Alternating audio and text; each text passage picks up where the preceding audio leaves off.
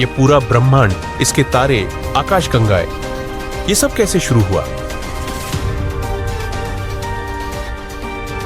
तो लोग अक्सर एक ही सीधी सादी कहानी की उम्मीद करते हैं, लेकिन सच्चाई कुछ और है। सच में कौन जानता है और कौन इसका वर्णन कर सकता है?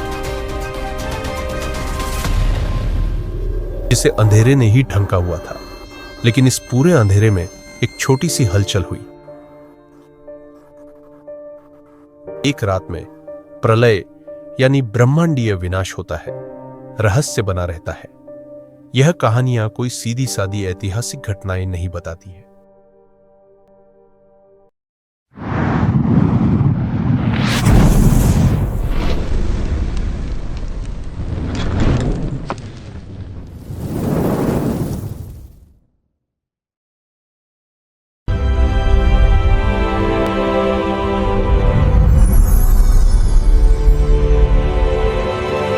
हेलो दोस्तों, आप सबने कभी ना कभी यह जरूर सोचा होगा कि हम कहां से आए हैं। यह पूरा ब्रह्मांड, इसके तारे, आकाशगंगाएं, ये सब कैसे शुरू हुआ?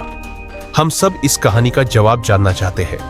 और जब बात हिंदू धर्म की आती है तो लोग अक्सर एक ही सीधी सादी कहानी की उम्मीद करते हैं, लेकिन सच्चाई कुछ और है। हिंदू धर्म कोई एक अकेला धर्म नहीं है। यह अनेक परंपराओं, दर्शनों और प्राचीन ग्रंथों का एक समृद्ध संग्रह है। तो सृष्टि की भी कोई एक कथा नहीं है, बल्कि कई नैरेटिव्स और कॉन्सेप्ट्स हैं। इस वीडियो में हम इस विषय को एक धागे की तरह नहीं, बल्कि एक अनमोल चादर की तरह देखेंगे, जो कई धागों से बनी है। हमारी यात्रा वेदों से शुरू होगी, जहां गहरे दार्शनिक सवाल उठाए गए, और फिर पुराणों की तरफ बढ़ेगी, जहां डिटेल्ड कहानियां दी गई हैं। तो चलिए शुरू करते हैं।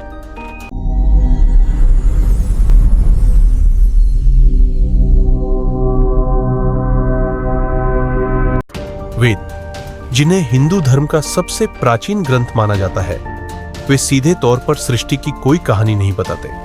इसके बजाय वे दार्शनिक पहेलियों और रूपकों के माध्यम से विचारों को प्रकट करते हैं। यह उनकी एक बहुत ही गहरी और आत्मचिंतन करने वाली ज्ञान की परंपरा को दर्शाता है।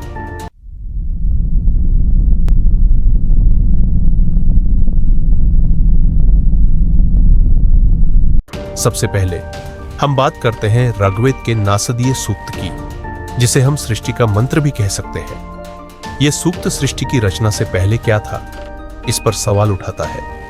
यह कहता है कि न तो एग्जिस्टेंस था, न ही नॉन एग्जिस्टेंस। एक गहरा अंधेरा था, जिसे अंधेरे ने ही ढंका हुआ था। लेकिन इस पूरे अंधेरे में एक छोटी सी हलचल हुई। ऋग्वेद में इसे तदेकम यानी वह एक कहा गया है। यह वह एक अपनी ही शक्ति से सांस ले रहा था, बिना हवा के। इसका मतलब है कि सृष्टि किसी बाहरी शक्ति से नहीं, बल्कि एक आंतरिक, अपनी ही ताकत से शुरू हुई। और इसी से उठा सृष्टि का पहला बीज, काम यानी प्राइमल डिजायर या फिर आदिम इच्छा। यह सूक्त एक बहुत ही सरल और विनम्र सवाल के साथ समाप्त होता है। सच में कौन जानता है और कौन इसका वर्णन कर सकता है? वैदिक ऋषि जानते थे कि भगवान तो इस ब्रह्मांड की रचना के बाद आए, तो हो सकता है उन्हें भी इसके उद्गम का सच न पता हो।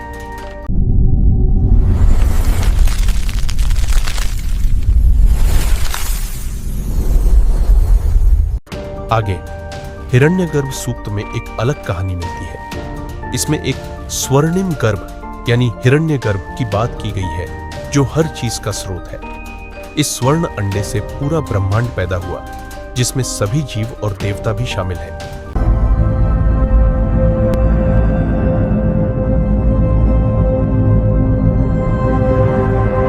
फिर पुरुष सूक्त में एक और विवरण है। इसमें देवता एक बहुत ही पुराने, शक्तिशाली और विशाल कॉस्मिक बीइंग यानी पुरुष का धार्मिक बलिदान, रिचुअल सैक्रिफाइस करते हैं। और इसी बलिदान से यह पूरा ब्रह्मांड प्रकट होता है। उसके मन से चंद्रमा, उसकी आंखों से सूर्य और उसके पैरों से पृथ्वी बनती है।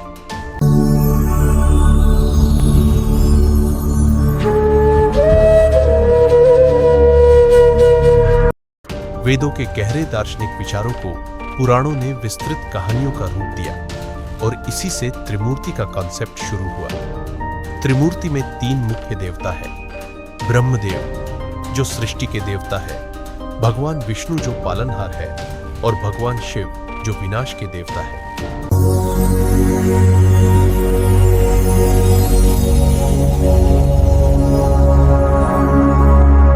वैष्णव परंपरा में विष्णु जी को परब्रह्म माना जाता है। उनकी कहानी प्रलय यानी ब्रह्मांड के बिखरने के दौरान शुरू होती है, जब वह ब्रह्मांडीय सर्प शेषनाग पर आराम से विश्राम कर रहे होते हैं। जैसे ही वह जागते हैं, उनकी नाभि से एक कमल का फूल निकलता है और उस कमल से सृष्टिकर्ता ब्रह्मा जी का जन्म होता है, जो फिर ब्रह्मांड की रचना करते हैं।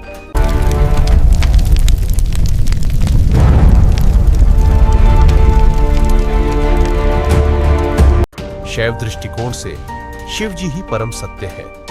वह सिर्फ विनाशक नहीं है, बल्कि एक सर्वव्यापी परमेश्वर है। वह सृष्टि, संरक्षण और विनाश सब कुछ करते हैं। उनका ब्रह्मांडीय नृत्य, तांडव इस अनंत चक्र को दर्शाता है, जहां विनाश और सृष्टि एक ही सिक्के के दो पहलू हैं।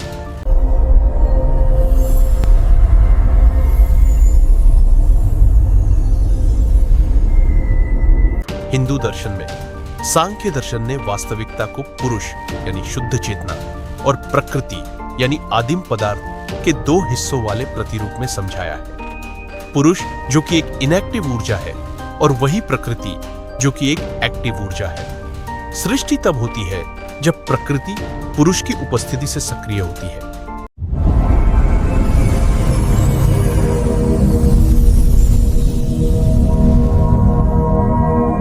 एक और सिद्धांत है जो बताता है कि वास्तविकता के दो रूप हैं, अव्यक्त जिसका अर्थ है अप्रकट और व्यक्त जिसका अर्थ है प्रकट। अव्यक्त वह अवस्था है जो सृष्टि से पहले मौजूद होती है और जिसे हम अनुभव नहीं कर सकते। दूसरी ओर व्यक्त वह भौतिक अवस्था है जो हमारे सामने प्रकट होती है। यह सिद्धांत ब्रह्मांड के फैलने और सिकुड़ दाहने की क्रिया को दर्शाता है।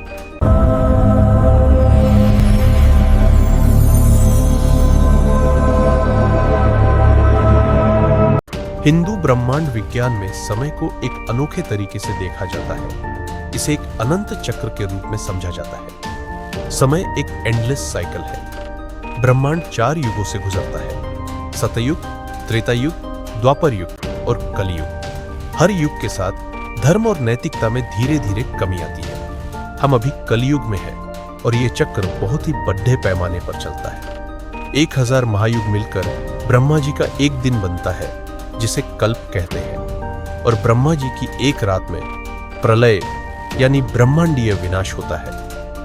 तो जैसा कि आपने देखा, हिंदू धर्म में ब्रह्मांड की कहानी एक नहीं बल्कि अनेक है। वैदिक दार्शनिक पहेलियों से लेकर पुराणों की शक्तिशाली कहानियों तक हर विवरण ब्रह्मांड को अलग तरीके से समझाता है। सबसे गहरा संदेश शुरुआती ग्रंथों में ही मिलता है, रहस्य बना रहता है। यह कहानियां कोई सीधी सादी ऐतिहासिक घटनाएं नहीं बताती। इसके बजाय ये हमें हमारी ब्रह्मांडीय उपस्थिति पर विचार करने के लिए गहरे उदाहरण और पहचान देती है। यह हमें आमंत्रित करती है कि हम इस लीला को सिर्फ जाने नहीं, बल्कि इसमें अपने जीवन, शुद्धि और नवीनीकरण की यात्रा को भी पाए। उम्मीद है आपको ये वीडियो पसंद आई होगी। अगर हाँ, तो लाइक करें, शेयर करें और चैनल को सब्सक्राइब करना न भूलें। मिलते हैं अगले वीडियो में, तब तक के लिए नमस्ते।